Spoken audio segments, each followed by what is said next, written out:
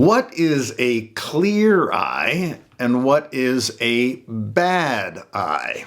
Well, you're going to find out today. Hi, welcome to today's little lesson, and thank you so very much for joining me once again as we continue our journey through Jesus's Sermon on the Mount, Matthew chapter 5, 6, and 7, and this will actually be our 22nd little lesson episode on this series. I hope that you've watched the first 21. If you have, you're going to benefit the most in viewing today's episode, but it's not the end of the world if you haven't seen those first 21, because we're entering into a new section of the Sermon on the Mount, and obviously the Sermon on the Mount was well thought out. It was not just a bunch of random thoughts of Jesus thrown together. There was a progression. There was a purpose. There was an intention.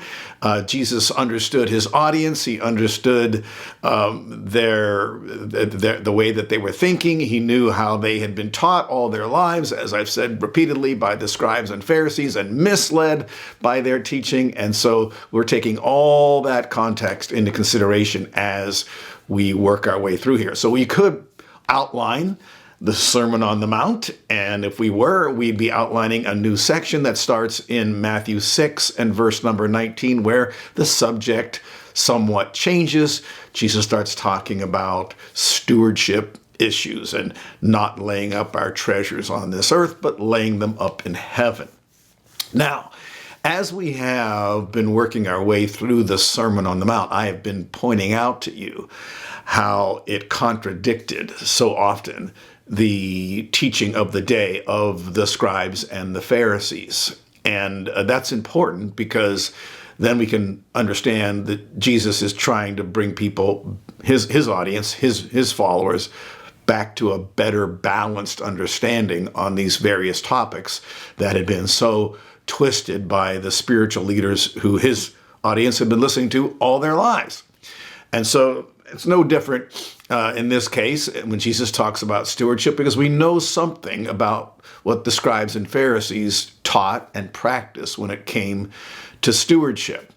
Before we dive into Matthew chapter 6 and verse number 19, in order to get some context here of what these people had been listening to all their lives, I'm going to jump over to Luke chapter 16, begin reading in verse number 10, where Jesus said these words: "He who is faithful in a very little thing is faithful also in much. He who is unrighteous in a very little thing is unrighteous also in much."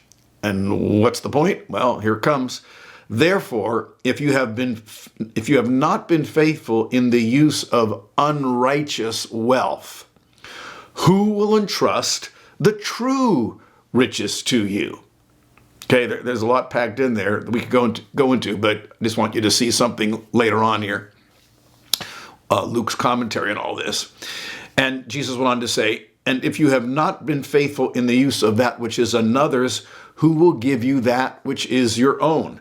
No servant can serve two masters, for either he will hate the one and love the other, or else he'll be devoted to one and despise the other. You cannot serve God and wealth." Well, that's something we're going to read that Jesus said also in the Sermon on the Mount. We're about to read it in Matthew chapter 6. But when he said it in this context, because Jesus, of course, like any teacher, repeated himself over and over again. He spoke in different places, and so he said the same things to different people. But in this case, within his audience, there were Pharisees. Now look at Luke's commentary on what Jesus had just said. "Now the Pharisees," this is Luke 16, verse 14, "now the Pharisees, who were lovers of money, were listening to all these things and were scoffing at him." Okay, so if you don't learn anything else about the scribes and Pharisees and what they taught and what they believed about wealth, well, this gives us a great deal of insight, doesn't it? They were lovers of money. They needed to hear what Jesus was saying, because he just said you cannot serve God and wealth. And so, Luke was saying, well, they need to hear this because they were lovers of money. They were servants of mammon. Mammon, their love of money and wealth, was directing their lives rather than God directing their lives. Well, what does that mean? Well, that meant they were stingy. That means they didn't care about the poor, right? That means they were just completely consumed and focused on themselves and piling up as much wealth as they could for themselves. And I wouldn't be surprised, I don't have any evidence from this in the Gospels, but I wouldn't be surprised if they equated wealth as a sign of God's approval and blessing. And you could,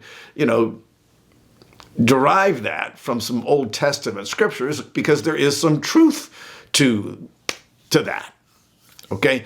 But it's very possible to become very unbalanced in that regard, as we have seen the so-called prosperity preachers do in our own day, right? I mean, they're often quoting from the scripture, and we know that particularly in the Old Testament, God did promise material blessing for obedience, okay? And you could even find scriptures in the New Testament that, indicate the same.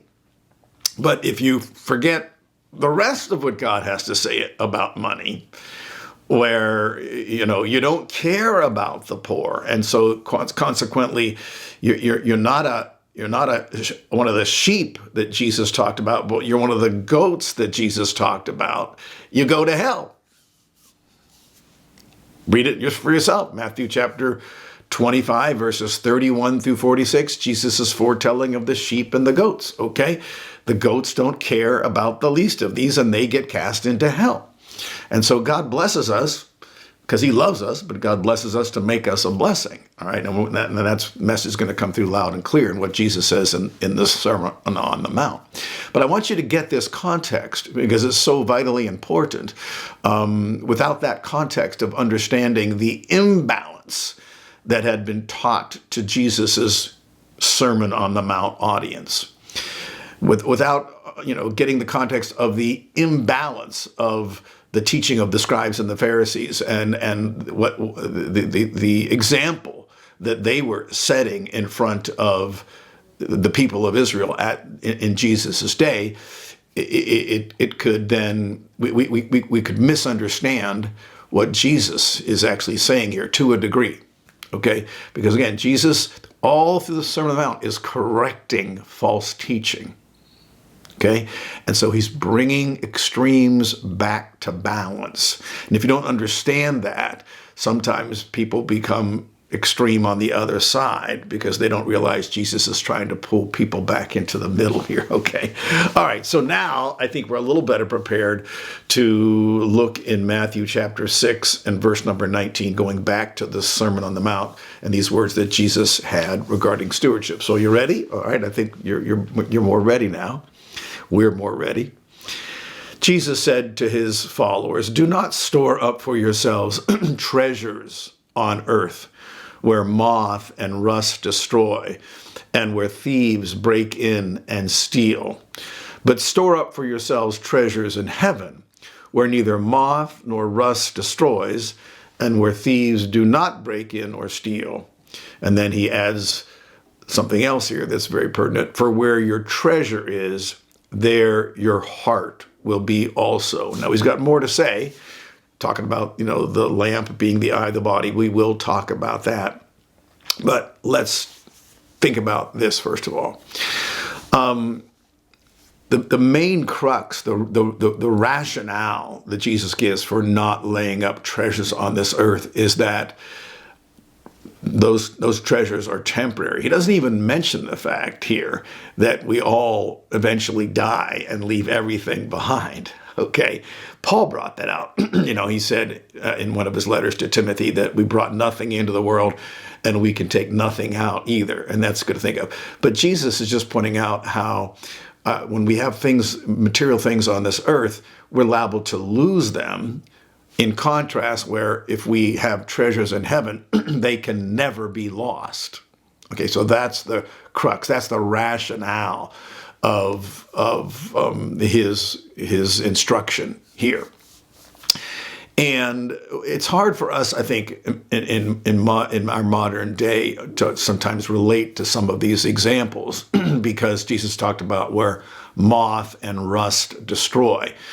Well, those aren't too much of a problem because You can keep things from rusting if you keep them out of the humidity or if you spray them with rust-proof paint, And moths are not near the problem that they were back in Jesus's day, that, you could go into your closet and find your clothes eaten by moths. Well, when I was a child, we had woolen clothes, because again, when Jesus said this is long before synthetic fabrics, and so we had clothes that were made of wool, usually winter clothes, because of the warmth that is provided by wool. You'd store those, away, except for the winter season, and you put them up in your attic or somewhere else, in a closet. And when fall comes and the temperatures begin to drop, you open up your closet or you go up in your attic, and oh my goodness, you find your woolen coat or whatever sweater all chewed up by moths. And so somebody came up with the solution to that. They were called mothballs. They had a real pungent odor to them, and you could stand it. If you ever smell them, you could stand it. But moths couldn't stand it. It would repel moths and it would protect your clothes. So you put your clothes into a chest or in a closet, and you put those mothballs, and you don't have to worry about it. But in their day, they did. Now, so you can see that treasures that Jesus is talking about here are not necessarily treasures in the strictest sense, what we would call treasures. We think treasures are chests of gold coins and rubies and emeralds and diamonds and so forth. Jesus is saying that clothes themselves can be a treasure. In what way? Well, clothes that get eaten by moths are probably the clothes that we're not wearing that often, right? That was the case when I was a child. It was the winter clothing and so forth. And James even makes reference to Jesus' Sermon on the Mount in his epistle when he's condemning the rich. And one of the things he says is, your garments have become moth-eaten, because you have laid up your treasure on the earth. I just can't resist interjecting here those who say that Jesus' words don't apply to New Covenant Christians because Jesus ministered under the Old Covenant to Jews. That's proven wrong on many levels, but just the fact that James quotes what we're just reading right here, right now, is proof that that's completely ridiculous. Okay, but anyways, anything that we don't really need, that is an expression potentially of our disregard for others. We have more clothes than we need, and so we store them away, and the moths eat them. Again, not a problem today. I've got a closet full of clothing, and I don't have any problem with moths whatsoever, because I don't have any kind of fabric that is attractive to moths. And I own my share of metal items. I've got tools, in my garage that I use in my garden, and, I keep them out of the rain, and whatever, for whatever reason, they're not rusting away, keep them dry. So if Jesus were ministering today to us, at our current time, he might use a different example. He might say, don't lay up your treasures on this earth where the stock market can, drop in value by 20% in one day. If you've ever experienced that, you know what a terrible feeling that is for those who have, any money in the stock market. But just pointing out the fact that you can lose stuff on the earth, and you're gonna lose it all. Again, I'm a little surprised that Jesus didn't bring up that fact, okay? But you're gonna lose it all. We're all gonna lose it all. We're all gonna leave it behind. And so when we lay it up in heaven, we can never lose it. So it just makes sense, right? Jesus is appealing to logic here and to good sense. If we believe we're going to go to heaven and we can send, possessions on ahead, well, we ought to do as much of that as we possibly can. Okay? The analogy that I have made reference to in the past is if somebody gave you $1 million and they said, here's what you must do. It's a free gift of $1 million, but I want you to take it and build 2 houses. Build one house that you'll live in for a week, and build the second house that then you have to move into that house and live there the rest of your life. Well, if you spent $500,000 on your 1 week house and spent $500,000 building the rest of your life house, nobody would think you're very smart. You would want to build the most, rudimentary, fundamental, simplistic house, because you could live anywhere for a week, right? For that 1 week house, and save as much as you could to pour into your rest of your life house. You might spend $10,000, getting, a nice shed for a week, or, you might even just buy a dog house. I can stand anything for a week, so I'll get a dog house and I'll spend $100 on a dog house, and then I'll have, 99.99% of that $1 million to build myself a mansion that I can live in the rest of my life. Okay, are you seeing the analogy here? Okay, I'm sure you are. So that's how we ought to view our lives. And it takes discipline to do that, and reminders like I'm reminding me and you right now, because we are not in heaven. We are on this earth. And no matter how old you are, you probably think you're going to live quite a long time yet. I mean, I'm 65. I'm not planning on going to heaven anytime soon. And so I relate to the material world every day. And so I have to make purchases, and I own things that I utilize. Okay. But I'm still endeavoring to lay up as much treasure as I can and in heaven, and keep my pile on the earth as small as I possibly can. Okay. And no doubt, we can all find room for improvement there. Okay. And Jesus also mentioned a second reason why it's best to lay up our treasure in heaven, and that is that's where our hearts will be. And that's so good. And that takes a constant reminder as well, because we're not in heaven. We're looking forward to heaven. We're on the earth right now. And so we tend to focus on what we need right now rather than what eternity is going to be like. Well, God wants our hearts in heaven. Wow, that's a profound thought. Our hearts not on this earth, that I don't, love this world and this life near as much as I know I'm going to love the next world and the next life, because that's what I'm going to see God, and that's what I'm going to be in his perfect kingdom. And this life serves as a test to see what free moral agents are going to do with what God gives them as far as opportunities and resources and knowledge and so forth. Okay, a lot packed into this, and a lot of directions we could go, because there's so much spiritual truth packed here. Now, we've got 12 or so minutes left, and I asked at the outset of this little lesson, what's the clear eye and what's the bad eye? And we're about to come to that expression here in the very next verse, Matthew 6:22. The subject hasn't changed, because it's just two more verses where Jesus is going to say, excuse me, no one can serve two masters. You can't serve God and wealth, or God and mammon. So we're reading now what's sandwiched in between those two very clear passages about stewardship. So we're still talking about stewardship.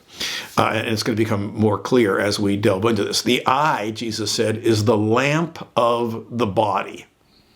The eye is the lamp of the body. Well, that's not too clear, is it? Okay. So then, if your eye is clear, all right, your whole body will be full of light. Wow, that's a bit cryptic, isn't it? But if your eye is bad, your whole body will be full of darkness. And then that light that is in you is darkness.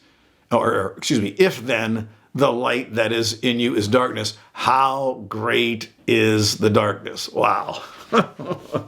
What a confusing section of the Sermon on the Mount those two verses are, Matthew 6:22 and 23. How can your eye be the lamp of your body? How can your body be full of light, or your body be full of darkness? My body is full of, organs. I don't know if any light can penetrate through that or not. Maybe a little bit of light can penetrate through the skin. And so how can my whole body be full of light? And how could my eye be clear? And how could my eye be bad? I mean, an eye is an organ of the body. I think my eye is pretty clear. I'm seeing everything right now as good as I've ever seen it. There's no fogginess. How can my eye be bad? Is he talking about, is my eye diseased or so forth? What's he talking about here? Well, those are all legitimate questions that anyone who reads this for the first time would ask themselves. And you can begin to unlock this verse if you understand that Jesus was using what his audience would have understood as some common idioms, okay, an expression that has some cultural connection to it that people use and understand when they use it, but an outsider who's never heard it, it's confusing to them, like these are to us, okay? So there was an idiom in Jesus' day, and I'm not making this up, okay? I'm going to prove it to you from the Bible, that would refer to some people as having a bad eye. Now, if I read in verse 23 in the New American Standard, it says, but if your eye is bad, and there's a little number 1 by my word bad, I go to the margin and it says, or literally evil. Okay, the word in the Greek is poneros, Poneros, and it's actually from that word is evolved the English word pornography. Okay, so it has a evil, lustful connotation to it. Right, obviously pornography does, or porn does. That doesn't mean that's what poneros means in Greek, but I'm just saying it gives you some insight. And so it could be translated evil, and it should be translated evil because, Jesus is talking about spiritual things here and moral things and things of obedience and disobedience. And so if your eye is evil, the evil eye was an idiom that stood for a person who had a greedy heart, a person who's willing to compromise moral principles in order to get wealth, or by the same token, to compromise moral principle to keep wealth that God expects them to be sharing. Okay, greed has 2 forms. Okay, coming and going can have 2 forms. And so when Jesus said, if your eye is evil, his audience would have recognized that Jesus is not talking about a physical eye here. He's talking about a greedy heart. Let me prove that to you from Proverbs chapter 28 and verse number 22. It says there, this is from the Old Testament, of course, a man with an evil eye, there's the idiom, hastens after wealth. See, there's a compromise there. It's okay to obtain wealth gradually through hard work, honesty, and investment. But when you hasten after wealth, that means you're ripping somebody off, or someone else is suffering because you're getting something quickly that it didn't come by hard work and honesty and investment and so forth. Someone else is suffering. So somebody else suffered because you got wealth. Okay, so the man with an evil eye, a greedy heart, hastens after wealth and does not know that want will come upon him. So it temporarily pays to be greedy, but ultimately it doesn't pay. That's the general message there. So can you see how we understand what the evil eye is, what that idiom refers to? It's a greedy person. So when Jesus said, if your eye is evil, so he's talking about if you're greedy, if you're covetous, another word that we find in the New Testament. So again, he's still talking about money and stewardship issues here. That begins to unlock what Jesus is talking about here. And so the person with the clear eye, or I have a little number 1 by the word clear in the New American Standard, I go to my margin and it says, or good, literally good eye. So we have contrasted the good eye and the evil eye. Well, if the evil eye represents a greedy heart, the good eye represents the opposite of that, a clear eye. So it's not a heart that's tainted by greed. It's a heart that's pure, the clear eye, not a compromised heart that's loving money, a heart that is more inclined to love God. And that's the contrast Jesus presents. You know, love God or love money. You can't serve them both. Okay? So that begins to unlock it, okay? And so when Jesus then, it talks about the eye is the lamp of the body, don't listen to the silly people who say that you can look into people's eyes and tell what's going on in their heart, and that's what Jesus is trying to say here. That's not what he's trying to say here at all, okay? What he's saying is that, you know, using that idiom again of the evil eye, the bad eye, or the clear eye, or the good eye, that's what lets, that affects the rest of your body and either lets light into your body or keeps the light out of your body. And when he's talking about body here, again, this is all on a spiritual plane. Don't assume that he's talking about your physical flesh and blood body and your organs and so forth. He's talking about the whole person. I would even say it this way: spirit, soul, and body. Your being, you know, your person is either full of light or full of darkness, depending on what kind of an eye you have, a greedy eye, a bad eye, an evil eye, or a good or a clear eye. And so you can see that, you know, there are many metaphorical expressions here.